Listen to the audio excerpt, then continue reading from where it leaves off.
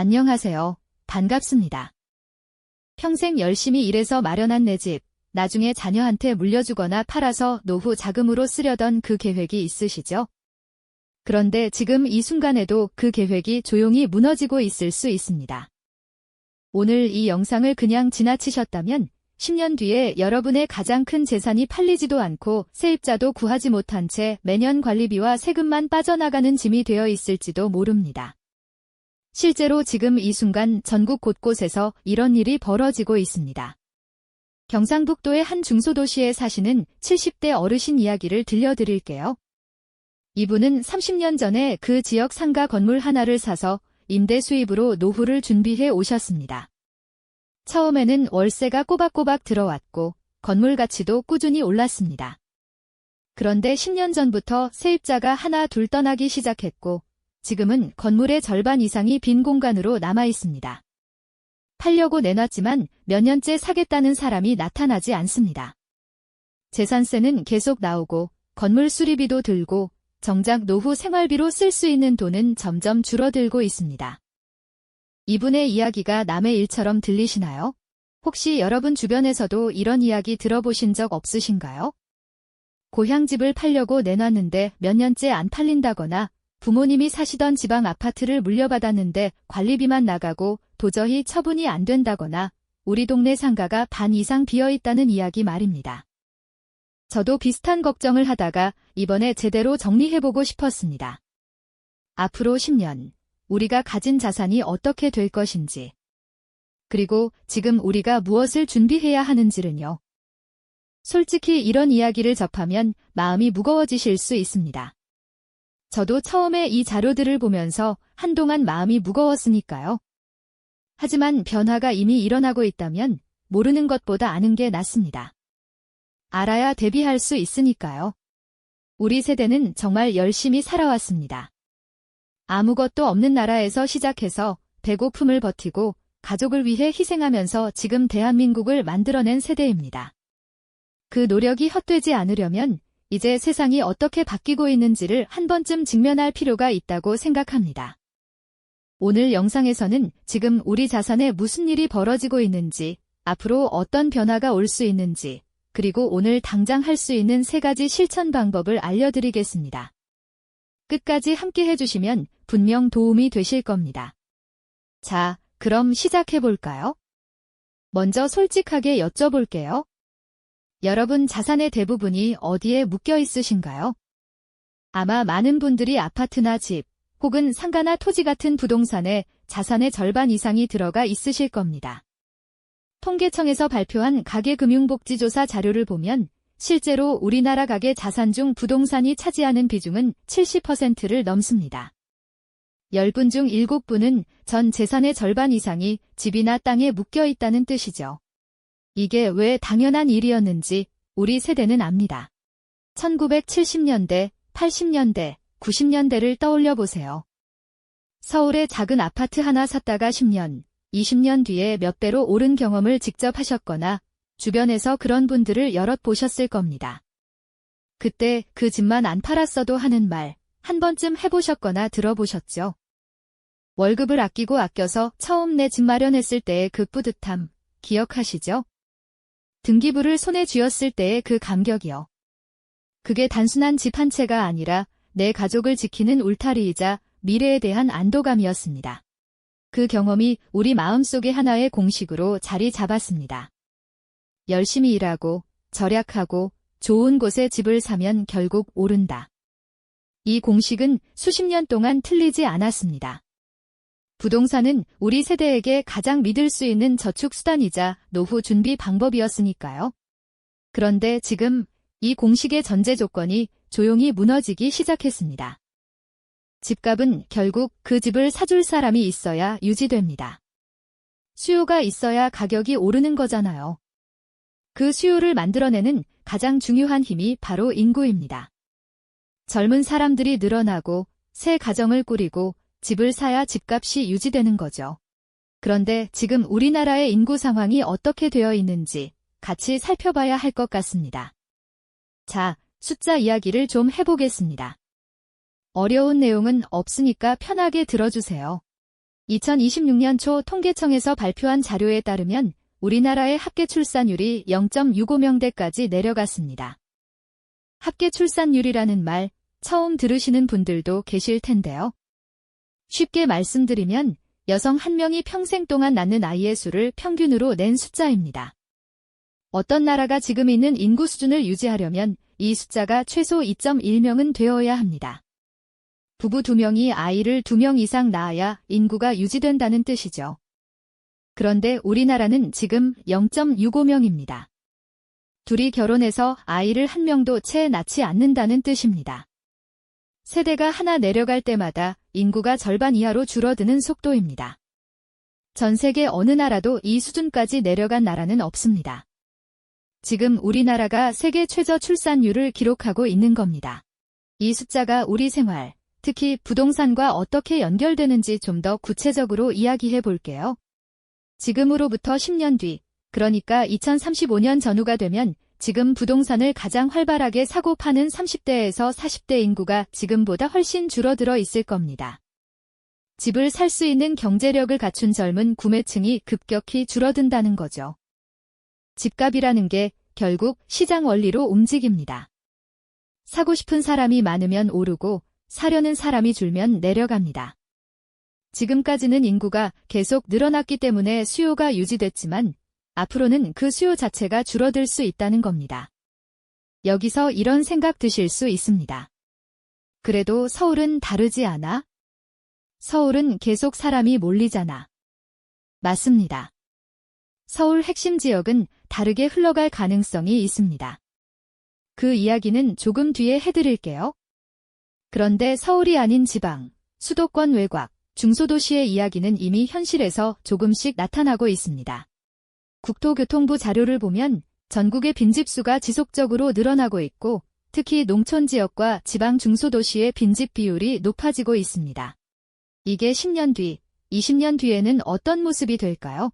한번 상상해 보겠습니다. 지금 우리 동네에 크고 좋은 아파트 단지가 있다고 해봐요. 세대수가 많고 관리도 잘 되어 있는 곳이죠. 그런데 10년, 15년이 지나면서 젊은 입주자들이 줄어들고 나이 드신 분들만 남게 된다면 어떨까요? 관리비를 낼 주민이 줄어들고 엘리베이터 수리도, 조경관리도 점점 어려워집니다. 새 입주자도 안 들어오죠. 결국 관리 상태가 나빠지고 그러면 집값은 더 내려가고 팔기도 어려워지는 악순환이 생깁니다. 일본 이야기를 잠깐 드릴게요. 일본은 우리나라보다 먼저 인구 감소를 겪었습니다. 현재 일본 전국에는 아키야라고 불리는 빈집이 900만 채에 가까이 있습니다. 아키야는 일본어로 빈집이라는 뜻인데요. 이 집들은 팔리지도 세를 내지도 못하는 자산이 되어버렸습니다. 어떤 집들은 그냥 방치되어 있고 지방정부에서 무료로 나눠줘도 아무도 가져가지 않는 상황이 됐습니다. 출산율 추이만 놓고 보면 우리나라가 일본보다 더 빠른 속도로 인구 감소를 겪고 있다는 건 숫자로 확인이 됩니다. 자, 이제 금리 이야기도 해볼게요. 이게 또 부동산과 중요하게 연결됩니다. 혹시 대출을 가지고 계신 분들, 특히 변동금리로 받으신 분들, 잠깐 주목해주세요. 최근 몇 년 사이 금리가 많이 올랐다는 건 다들 체감하고 계시죠? 예전에 연 2%대였던 대출 금리가 지금은 4에서 5%대까지 올라간 경우도 많습니다. 3억 원을 대출받았을 때 금리가 2% 오르면 월 이자 부담이 50만 원 넘게 늘어납니다. 1년이면 600만 원, 10년이면 6천만 원 이상이 추가로 나가는 거죠. 6천만 원이면 작은 돈이 아닙니다. 노후 생활비로 따지면 몇 년치 생활비가 될 수도 있는 돈입니다. 이 금리 부담이 특히 어떤 상황과 연결될 때 위험해지냐면 집값이 더 이상 오르지 않거나 오히려 떨어지는 상황에서 이자 부담까지 늘어날 때입니다. 집값이 올라야 대출 이자를 감수하고 버틸 텐데 집값이 정체되거나 하락하면 이자만 내면서 손해를 보는 상황이 생길 수 있습니다. 자, 이렇게 이야기하면 너무 우울하게 들리실 수 있습니다. 그럼 앞으로 집은 다 가치가 없어지는 거야? 아닙니다. 여기에 중요한 반전이 있습니다. 모든 부동산이 같은 운명을 맞는 것은 아닙니다. 인구가 줄어들면 사람들이 완전히 흩어지는 게 아니라 오히려 더 좁은 곳으로 모이는 현상이 나타납니다. 전문가들은 이걸 거점 집중 현상이라고 부릅니다. 쉽게 말씀드리면 인구가 줄수록 학교, 병원, 지하철, 마트 같은 생활 인프라가 유지되는 곳에 사람들이 더 집중한다는 뜻입니다.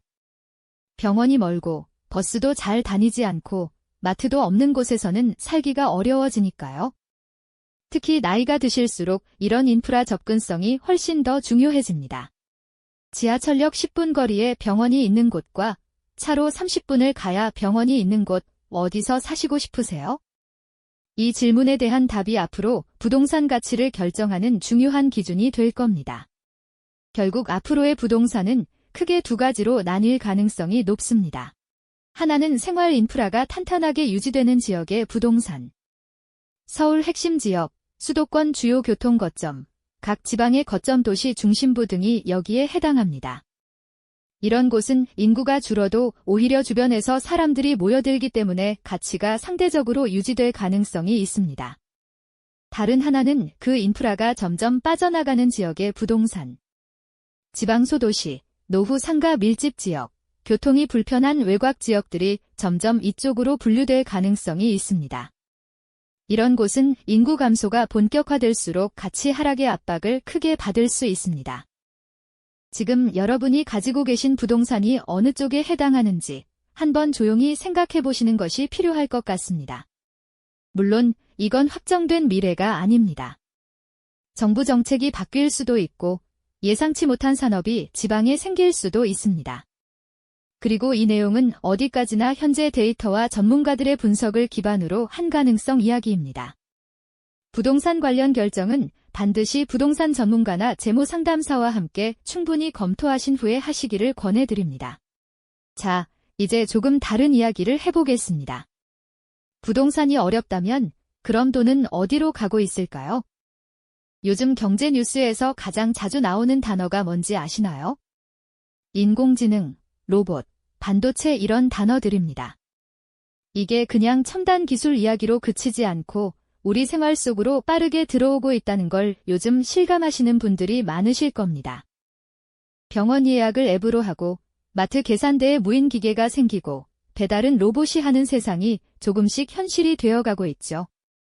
스마트폰에 물어보면 뭐든 답해주는 인공지능도 이제 낯설지 않으실 겁니다. 첫 번째로 주목할 변화는 인공지능과 반도체 분야입니다. 우리가 쓰는 스마트폰, 인터넷, 그리고 이제 모든 곳에 들어가는 인공지능 기술은 전부 반도체라는 부품 없이는 작동하지 않습니다. 그 반도체를 만드는 기술을 우리나라가 세계에서 가장 잘합니다. 삼성이나 SK 하이닉스 같은 기업들이 대표적이죠. 왜 이게 지금 중요한가 하면 인구가 줄면 일할 사람도 줄어드는데 그 빈자리를 결국 인공지능과 로봇이 채워야 하기 때문입니다. 이건 선택의 문제가 아니라 우리나라가 국가 시스템을 유지하기 위해서 반드시 가야 할 방향이기도 합니다. 한 가지 예를 들어볼게요. 지금 간호사나 돌봄 인력이 부족하다는 이야기 뉴스에서 들어보셨죠? 병원에서도 요양원에서도 사람이 부족합니다. 그런데 앞으로 10년 뒤에는 지금보다 훨씬 더 많은 어르신들이 돌봄이 필요해지는 반면 그 일을 할 젊은 세대는 더 줄어들게 됩니다. 이 문제를 해결할 수 있는 가장 현실적인 방법 중 하나가 바로 인공지능과 로봇 기술입니다. 두 번째로 주목할 변화는 방위산업, 흔히 K방산이라고 불리는 분야입니다. K방산이라는 말은 처음 들으시는 분들도 계실 텐데요. K는 코리아, 즉 한국을 뜻하고 방산은 방위산업의 줄임말입니다. 쉽게 말해 우리나라가 만드는 군사 장비와 무기 기술이죠. 우리나라는 북한이라는 실질적인 위협이 있기 때문에 수십 년간 군사기술을 쉬지 않고 발전시켜왔습니다. 그 결과 지금 우리나라의 자주포, 장갑차, 함정, 전투기 등이 전 세계적으로 주목받고 있습니다. 최근 폴란드, 루마니아, 호주 등 여러 나라에서 한국 무기를 대규모로 구매한다는 뉴스 들어보셨을 겁니다. 인구 감소로 군인의 수가 줄어들면 사람 대신 드론이나 무인 장비가 더 많은 역할을 해야 합니다. 이 기술을 발전시키는 우리나라 방위 기업들은 전 세계적인 수요를 받고 있습니다. 세 번째로 주목할 변화는 부동산 안에서도 살아남을 종류의 이야기입니다. 앞에서 부동산 전반이 어렵다고 했지만 모든 부동산이 같은 운명은 아닙니다. 특히 오늘날 온라인 쇼핑이 일상이 된 세상에서 눈여겨볼 공간이 있습니다. 요즘 인터넷으로 물건을 시키면 다음날, 심지어 당일에 오는 경우도 많죠? 어떻게 그게 가능하냐면 여러분 집 근처 어딘가에 작은 물류 거점이 있기 때문입니다. 주문이 들어오면 그 근처 거점에서 바로 출발하는 거죠. 앞으로 로봇과 드론이 배달에 더 많이 활용될수록 이런 도심 속 물류 거점의 필요성은 더 커질 수 있습니다. 전통적인 상가나 대형 오피스 건물보다 도심 곳곳에 전략적 위치에 자리 잡은 소규모 물류 공간이 미래에 더 높은 가치를 가질 수 있다는 분석이 나오고 있습니다. 네 번째로 조금 색다른 이야기를 해드릴게요. 우주 경제 이야기입니다. 갑자기 우주 이야기라니 너무 먼 거 아닌가 하고 생각하실 수 있습니다. 그런데 우주 기술은 이미 우리 생활 속에 깊이 들어와 있습니다. 우리가 매일 쓰는 내비게이션, 날씨 예보, 통신 서비스 모두 위성 기술을 기반으로 합니다. 그리고 최근에는 달에 기지를 건설하고 달에서 자원을 얻는 계획이 미국을 중심으로 실제로 추진되고 있습니다. 우리나라도 독자적인 발사체, 즉 누리호를 개발하고 우주산업에 투자를 확대하고 있습니다. 이 분야는 지금 당장 수익을 내는 영역이 아니라 10년, 20년을 바라보는 장기적인 흐름입니다. 이 모든 이야기는 어디까지나 참고용입니다. 어떤 자산에 투자하느냐는 각자의 상황, 건강, 필요 자금, 위험을 감수할 수 있는 여유에 따라 달라지며 반드시 재무 전문가나 은행 상담사와 먼저 이야기하시기를 강력히 권해드립니다. 그렇지만 시대가 어떻게 흘러가고 있는지를 알고 있는 것, 그게 가장 먼저 해야 할 일 아닐까요? 자, 이제 본론 중의 본론입니다. 그래서 우리가 지금 당장 뭘 할 수 있냐는 거잖아요. 어렵고 복잡한 투자 이야기가 아닌 오늘 스마트폰 하나 혹은 전화 한 통으로 해볼 수 있는 실천들을 말씀드리겠습니다. 세 가지입니다. 첫 번째, 내 대출 금리 유형부터 확인하기입니다. 대출이 없으신 분들은 이 부분은 가볍게 넘어가셔도 됩니다. 하지만 주택담보대출이나 신용대출이 있으신 분들이라면 지금 바로 확인해 보셔야 할 게 있습니다. 바로 내 대출이 변동금리인지 고정금리인지입니다.